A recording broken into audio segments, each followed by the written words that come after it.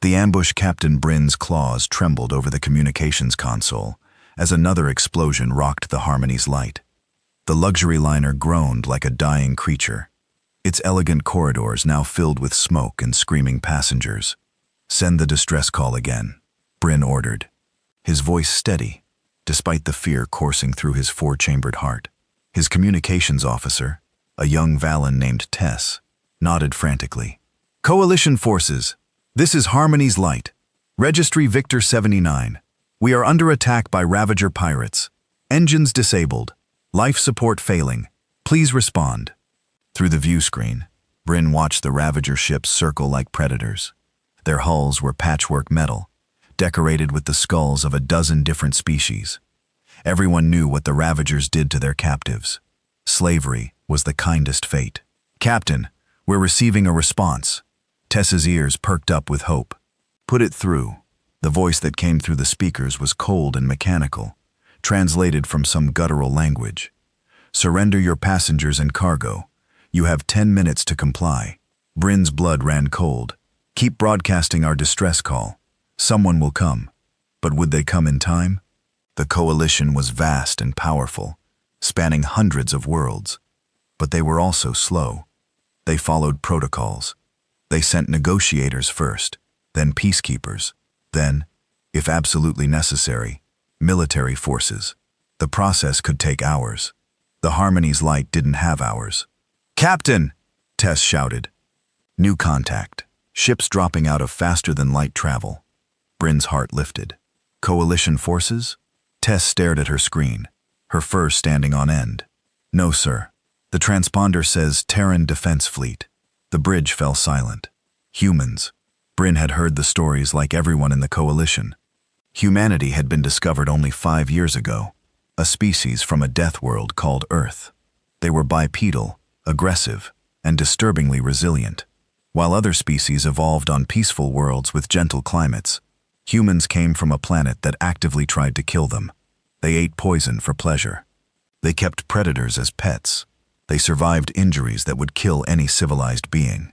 And now, instead of the professional coalition peacekeepers, Bryn was getting humanity's military.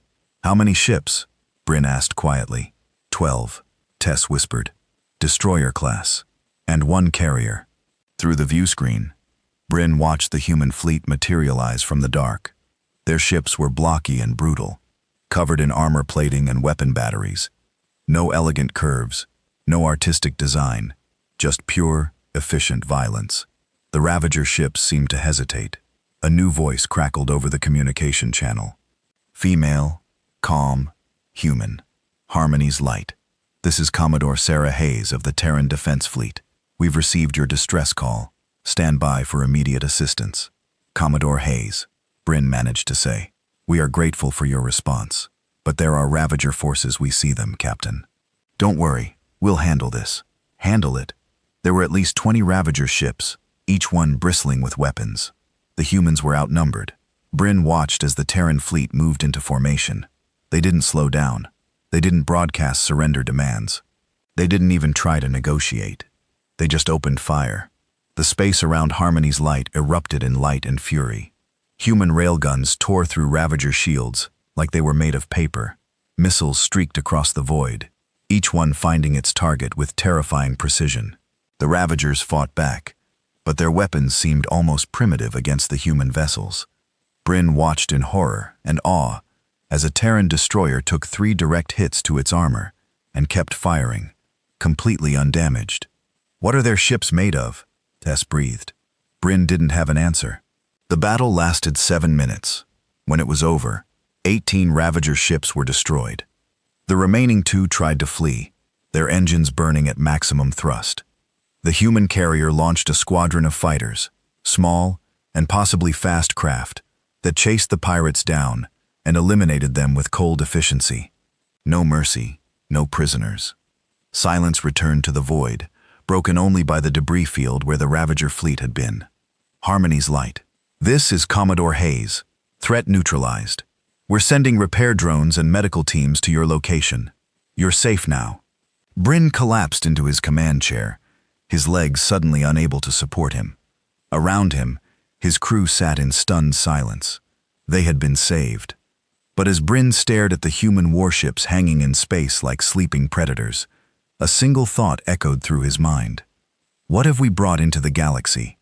First contact with Deathworlders. The docking clamp connected with a metallic thunk that echoed through the damaged corridors of Harmony's light. Captain Bryn stood at the airlock, flanked by his remaining security officers. They had insisted on being present, though Bryn could see the fear in their eyes. Everyone had heard the stories about humans. They could break bones with their bare hands. They had forward-facing eyes like predators. They could go days without food or water. Some said they even enjoyed the taste of pain-inducing chemicals they called spices. The airlock hissed open. The first human through was massive, at least 2 meters tall, wearing armor that made him look even larger. His face was hidden behind a helmet, but Bryn could see his eyes through the visor, forward-facing predator's eyes. Behind him came a smaller human, though still taller than Bryn. She removed her helmet, revealing short, dark hair and those unsettling binocular eyes. Her lips curved into what Bryn's translator identified as a smile, a baring of teeth. Among prey species, showing teeth was a threat display. "Captain Bryn," the female human said. "I'm Commodore Sarah Hayes. This is Lieutenant Commander Marcus Webb, head of our rescue team." Bryn managed a formal bow, keeping his eyes lowered. "Commodore, we are grateful for your intervention. The Coalition will probably file a complaint about our disproportionate response." Hayes interrupted, her smile widening. "Don't worry, we're used to it." "How many casualties?" 17 wounded. 3 critical. No fatalities, thanks to your timely arrival." The big human, Webb, stepped forward, and Bryn's security officers instinctively moved back. Webb didn't seem to notice. He was scanning the corridor with some kind of device. "Commodore, we've got hull breaches on decks 4 through 7. Life support is failing in the aft sections. Recommend immediate evacuation of non-essential areas." Hayes nodded. "Get the medical teams to the wounded. Engineering crews, start patching those breaches. I want this ship stable in 30 minutes." Her team moved with frightening efficiency. They didn't ask permission. They didn't wait for Bryn's crew to guide them.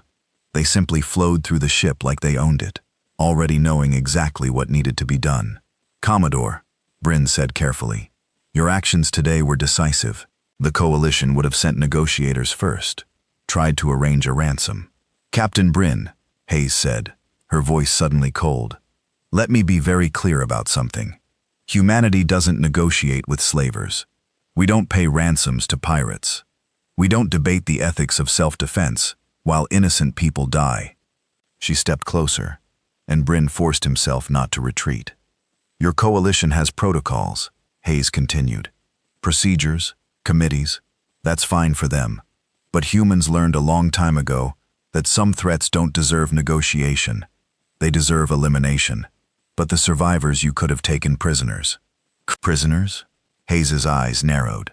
"Captain, how many species have those ravagers enslaved? How many ships have they attacked? How many lives have they destroyed?" Bryn didn't have an answer. "We checked their ship logs," Hayes said quietly. "Those pirates had over 300 sentient beings in their cargo holds. 300 people who were going to be sold, tortured, or worse. So no, Captain, we don't take prisoners from slavers. We send messages." A commotion down the corridor interrupted them. One of Bryn's passengers, a wealthy Velen merchant named Corin, was arguing with a human medic. "I don't need your primitive medicine," Corin was shouting. "I'll wait for proper Coalition medical personnel."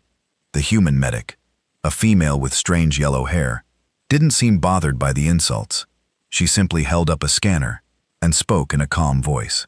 "Sir, you have internal bleeding. Your left respiratory organ is collapsed. Without immediate treatment, you'll die in approximately 20 minutes. You're lying. You Deathworlders just want an excuse to experiment on Corin collapsed mid-sentence." What happened next made Bryn's blood freeze. The human medic moved with impossible speed. She caught Corin before he hit the ground, lowered him gently, and began working on him with her bare hands. Her fingers moved with surgical precision, accessing emergency equipment that Bryn hadn't even noticed she was carrying. "I need a biofoam injector and a respirator," she called out. Another human appeared instantly carrying the requested equipment. The medic worked in silence, her face a mask of concentration. 30 seconds later, Corin was breathing again, his skin returning to its normal blue color. The medic stood up, wiped her hands on her uniform, and moved on to the next patient without a word. Bryn stared at the unconscious Corin, then at Commodore Hayes. "Your medic just saved his life," Bryn said quietly. "That's her job." Hayes replied simply. "Even after he insulted her, called her primitive?" Hayes shrugged. "Sticks and stones, Captain. We're used to it. The galaxy thinks we're monsters because we fight, but they forget why we fight." She gestured down the corridor, where human crew members were helping injured passengers, repairing damaged systems, distributing emergency supplies. "We fight so others don't have to. We kill so others can live. The Coalition can call us barbaric all they want, but when the monsters come, who do you think they call?" Bryn watched a human engineer carefully lift a frightened Valen child out of a collapsed compartment. The engineer was speaking softly, making what Bryn's translator called soothing noises. The child clung to the human's armor, tiny claws digging in, and the engineer didn't even flinch. "You're not what I expected," Bryn admitted. Hayes smiled again, that strange, tooth-bearing expression that somehow no longer seemed threatening. "We get that a lot, Captain. Come on. Let's get your ship stabilized and your people safe. You can file your official report later. I'm sure the Coalition will have some very polite words about our excessive violence. And if they do?" Hayes' smile turned predatory. "Then they can send their negotiators the next time there's a Ravager attack. Let's see how well that works out." The galaxy's new reality, 3 days later. Captain Bryn stood in the Grand Council chamber of Coalition Station Prime. The circular room could hold representatives from 500 species, and today, it seemed every single seat was filled. They were all here to discuss humanity. Bryn waited in the witness alcove watching the council members argue. His translator struggled to keep up with the dozen different languages being spoken simultaneously. Completely unacceptable use of force might violated 17 different peacekeeping protocols. Barbaric species that solves everything with violence. I, Counselor Vexeth, a Corthan with silver scales and 4 ceremonial horns, raised one clawed hand for silence. The chamber quieted immediately. "Captain Bryn," Vexeth's voice echoed through the space. "You witnessed the human intervention firsthand. Please describe what you saw." Bryn stepped forward, his legs steadier than they had been 3 days ago. He had spent those days thinking carefully about what he would say. "Honored counselors," he began, "the humans saved my ship. They saved 347 lives, including my own. That is not in question," Vexeth replied. "What concerns this council is the manner in which they did so. 20 Ravager vessels destroyed, over 400 casualties. No attempt at negotiation, no prisoners taken. This is not how the Coalition operates." "No," Bryn said quietly, "it isn't." A murmur of agreement rippled through the chamber. "But perhaps," Bryn continued, his voice growing stronger, "that is precisely why the humans succeeded where we would have failed." The murmur turned to shocked silence. "Explain yourself, Captain," Vexeth said, his eyes narrowing. Bryn took a breath. "The Coalition would have sent negotiators. We would have opened diplomatic channels with the Ravagers. We would have attempted to reach a peaceful resolution while my passengers suffered in terror, and my ship fell apart around us." He looked around the chamber, meeting the eyes of beings from 100 different worlds. "The Coalition is magnificent at preventing wars, but we are terrible at fighting them. We have become so committed to peace that we have forgotten how to deal with those who reject peace entirely." "The Ravagers are sentient beings," protested Council Member Thrin, a Velen like Bryn himself. "They have rights under Coalition law. The Ravagers," Bryn said coldly, "had 300 sentient beings locked in cargo holds. Children, elderly, families. They were going to sell them as slaves. Tell me, Council Member Thrin, what rights do slavers deserve?" Thrin fell silent, his ears flattening against his skull. "The humans did what needed to be done," Bryn continued. "They didn't do it with pleasure. They didn't do it recklessly, but they did it without hesitation. And because of that, everyone on my ship survived." "Captain Bryn," Vexeth said slowly, "are you defending humanity's actions?" "I am saying," Bryn replied, that perhaps we should be grateful to have allies who are willing to do the things we cannot. The galaxy is not entirely peaceful, counselors. There are predators out there, and sometimes the only way to stop a predator, he paused, remembering Commodore Hayes's words, is with another predator. The chamber erupted in debate. Some voices shouted in agreement. Others cried out in horror. Vexith had to call for order 3 times before the council quieted. This council will take your testimony under advisement, Vexith said finally. You are dismissed, Captain. Bryn bowed and left the chamber, his heart pounding. In the corridor outside, he found someone waiting for him. Commodore Sarah Hayes stood with her hands clasped behind her back, wearing a formal Terran dress uniform. She looked perfectly calm, despite the fact that the entire coalition was currently debating whether her species was too dangerous to remain in their alliance. Commodore, Bryn said, surprised. I didn't know you were on the station. Officially, I'm not, Hayes replied with a slight smile. I'm just here to observe. Heard you gave quite a speech in there. I told them the truth. And how did that go over? Bryn hesitated. Half of them think I'm brave. The other half think I've been traumatized and can't think clearly. Hayes laughed, a short, sharp sound that made a passing Corthan scurry away nervously. That sounds about right. Don't worry, Captain. The Council will debate for a few more weeks, then issue a strongly worded statement about proportional response and diplomatic solutions. They'll make us promise to be more careful. We'll promise. Everyone will feel better. And the next time there's an attack, Hayes's smile faded. The next time there's an attack, Captain, they'll call us again, just like they always do. Because for all their speeches about peace and protocols, the Coalition knows the truth. What truth? That sometimes, Hayes said quietly, you need monsters to fight monsters. The galaxy just doesn't like to admit it. They stood in silence for a moment, watching council members hurry past. Deep in heated discussions, Captain, Hayes said finally. Can I ask you something? Of course. In the council chamber, you defended us. Why? You barely know us. Your entire culture sees us as dangerous. You could have agreed with them. Said we were too violent, too aggressive. It would have been the safe choice. Bryn thought about the human medic who had saved Corin's life without hesitation, about the engineer who had gently rescued a terrified child, about the rescue teams who had worked tirelessly to save every single passenger, even those who had insulted them, because, he said slowly, I've seen what you really are. Yes, you're warriors. Yes, you're capable of terrible violence, but you're also capable of terrible kindness. You fight so others don't have to. You kill so others can live. And that, Commodore, is not barbarism. He met her eyes, those predator's eyes that he no longer found frightening. That's heroism. Hayes was quiet for a long moment. When she spoke again, her voice was softer than Bryn had ever heard it. Thank you, Captain. That means more than you know. She extended her hand, a human gesture of respect that Bryn had learned about. He reached out and clasped it, feeling the strength in her grip, but also the careful gentleness. Good luck with the council, Bryn said. Hayes grinned.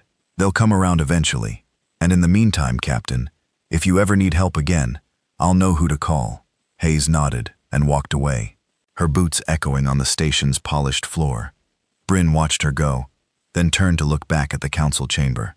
Inside, hundreds of species were debating humanity's place in the galaxy. They were arguing about protocols and procedures, about peace and violence, about the proper way to handle threats. But Bryn knew the truth. The galaxy had changed the day humans joined the Coalition. They had brought with them something the peaceful species had forgotten: the willingness to stand between the innocent and the monsters, no matter the cost. The Coalition might not like humanity's methods. They might debate and complain and issue official reprimands. But when the next distress call came, when the next ship full of innocent beings was attacked by slavers or pirates, or worse, the galaxy would call the Death Worlders, and humanity would answer, because that's what heroes do.